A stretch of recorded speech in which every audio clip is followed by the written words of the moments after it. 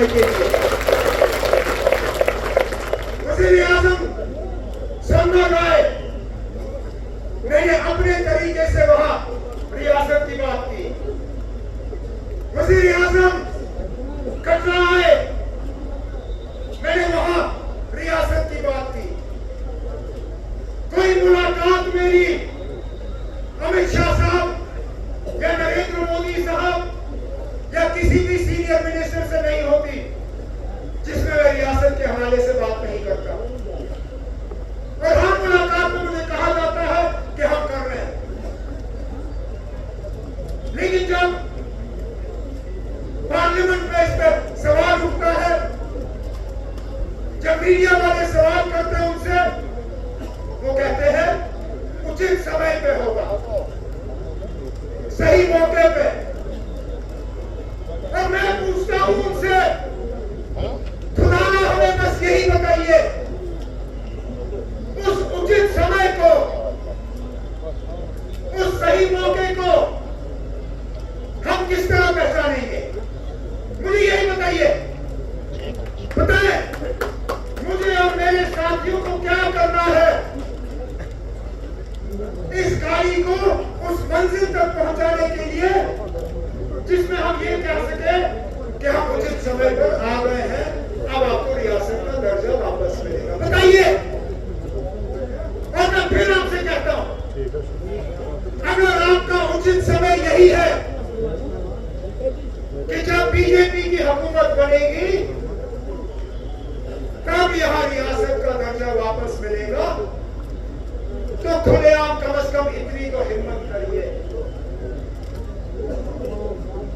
इतनी हिम्मत करिए कि किसी बड़ी तकरीर में, चाहे पार्लियामेंट के अंदर या किसी बड़े जलसे में, आप अपनी तकरीर में कहिए कि जब तक जम्मू कश्मीर में बीजेपी की हुकूमत नहीं बनती तब तक यहाँ रियासत का दर्जा आपको वापस नहीं मिलेगा। ठीक है, फिर हमें जो करना होगा हम करेंगे। कम से कम हम इस धोखे में तो नहीं रहेंगे कि आप अपने वादे पे कायम रहोगे, कि आपने जो वादा जम्मू कश्मीर के आवाम के साथ किया है उस वादे को आप पूरा करोगे। कितने इलेक्शन कराओगे आप यहाँ पे स्टेट झूठ के भरोसे? आपने रियासत का वो नारा देते हुए पार्लियामेंट का इलेक्शन कराया, लोगों ने पार्लियामेंट के इलेक्शन किए। आपने असेंबली के इलेक्शन किए, लोगों ने उसमें भी बढ़ चढ़ के हिस्सा लिया।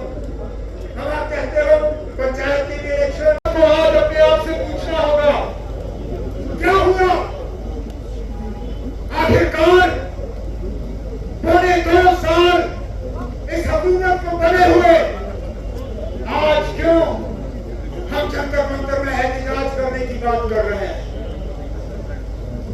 क्या हुआ? कुछ तो मजबूरी बनी होगी, कुछ तो बदल गया होगा। मैं वो आदमी हूं जिसने पौने 2 साल अपना सियासी मुकद्दर और अपनी सियासी रेपुटेशन दांव पे लगा के मरकज से कहा कि हम बातचीत के जरिए अपना हकूक हासिल करना चाहते हैं, लड़ाई झगड़ा करके नहीं। ये जानते हुए कि ये फैसला सियासी तौर मेरे